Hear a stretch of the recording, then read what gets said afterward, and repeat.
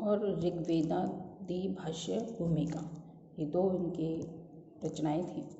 अब हम देखते हैं दयानंद सरस्वती के विचारों का दार्शनिक आधार। आध्यात्मिक चिंतक थे, धर्म सुधारक थे, समाज सुधारक थे।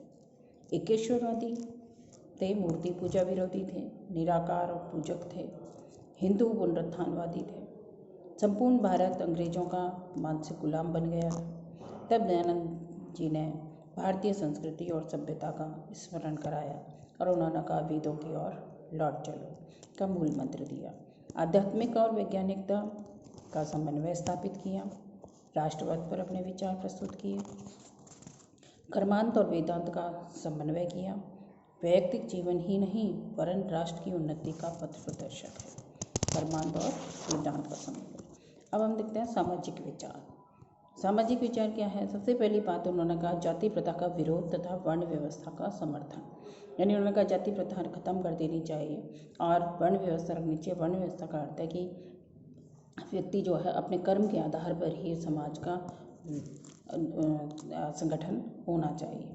दलितों का उद्धार होना चाहिए। होशियारपुर में दयानंद ने एक दयानंद दलितोद्धार मंडल की स्थापना भी की, जो कि एक प्रकार से उनका ये दलितों के लिए उत्थान की बात होती है। फिर आते हैं शुद्धि आंदोलन, क्योंकि जो जाति प्रथा का विरोध किया दयानंद जी ने, तो उन्होंने शुद्धि आंदोलन भी चलाया, जिसमें निम्न जाति के लोगों ने अपना धर्म परिवर्तन करवाया गया। तीसरी बात सामाजिक विचारों के अंतर्गत हम देखते हैं तो नारी समानता एवं शिक्षा। उन्होंने नारी की स्वतंत्रता, उसकी समानता पर बहुत बल दिया। उन्होंने कहा कि विधवा आश्रम बनाए जाने चाहिए, विधवाओं का विवाह होना चाहिए और ऋग्वेदों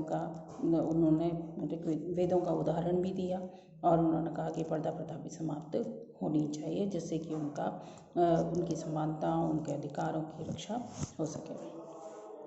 नेक्स्ट बात आती है कि सामाजिक शिक्षा। दयानंद सरस्वती ने प्लेटो के समान ही शिक्षा प्रदान की। उन्होंने कहा शिक्षा के माध्यम से चरित्र का निर्माण होता है और उसकी भाषा, कला, विज्ञान और तकनीक की शिक्षा दी जानी चाहिए, जिसमें 18 वर्ष तक के बच्चों को निःशुल्क शिक्षा और अनिवार्य होनी चाहिए। इसीलिए उन्होंने दयानंद सरस्वती ने वैदिक कन्याएं पाठशालाएं खोली। सामाजिक विचार के अंतर्गत वेदों की ओर लौट चलो दयानंद सरस्वती को मार्टिन लूथर भी कहा जाता है। और इन्होंने क्यों मार्टिन लूथर कहा जाता है? क्योंकि धार्मिक क्षेत्र तक में इन्होंने काफ़ी अपना योगदान दिया। जैसे मार्टिन लूथर क्यों कहा जाता है? क्योंकि मार्टिन लूथर ने ईसाई धर्म में सुधार किए और उन्होंने कहा बाइबल की ओर लौट चलो।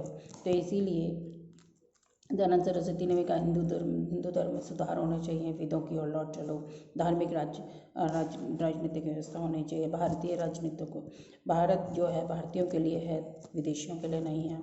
इस प्रकार के उन्होंने अपने विचार प्रस्तुत किए।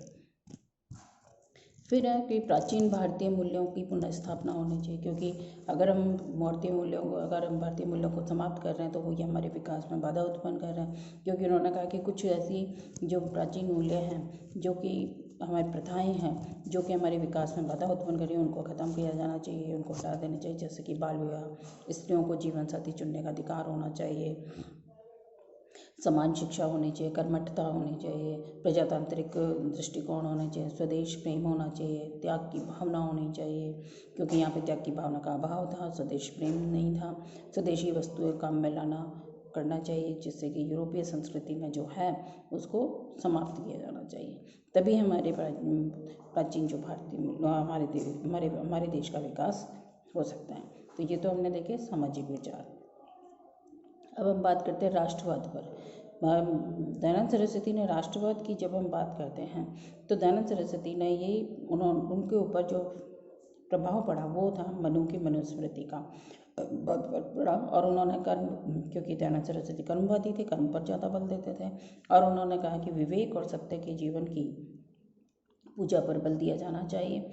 और इसीलिए दयानंद सरस्वती ने सर्वभूत कल्याणवाद के मार्ग में राष्ट्रवाद निश्चित और आवश्यक सीढ़ी है, ये माना था उनका मानना था कि आत्मिक जीवन राष्ट्रवाद को मजबूत करता है। तो दूसरी ओर राष्ट्रवाद एकात्मकता का संदेश भी देता है, यानी सब एक है। राष्ट्रवाद को स्वदेशी और भारतीय अभिमुखीकरण प्रदान किया गया और कर्मांत और वेदांत का समन्वय किया, जिससे कि सर्वाधिक उन्नति हो सके। स्वराज की उद्घोषणा करने वाले वो प्रथम व्यक्ति थे। बाद में और विचारकों ने दिया, हम जैसे कि गांधी है, गोखले है और तिलक है, इन्होंने स्वराज की बात की, लेकिन सबसे पहले स्वराज की बात जो है वो किसने की? दयानंद सरस्वती ने। हिंदी को उन्होंने संपर्क भाषा बनाने का बल दिया। भारत की संस्कृति, धर्म, भाषा को विकास का मार्ग बताया उन्होंने। और बहिष्कार और स्वदेशी का नारा देने वाले वो प्रथम व्यक्ति थे। भारतीय राष्ट्रवाद को व्यापक आधार दिया। सर्वप्रथम राजनीतिक दास्ता की ओर ध्यान दिलाया गया। तिलक से पूर्व दयानंद ने स्वराज को जन्म सिद्ध अधिकार बताया।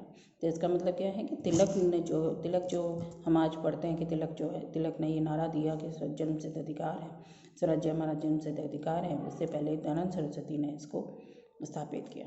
तो ये तो हमने कुछ देखा कि राष्ट्रवाद पर विचार। उसके बाद हम देखेंगे कि राष्ट्रवाद कितने प्रकार का है और दयानंद सरस्वती ने इसको किस प्रकार से स्पष्ट किया।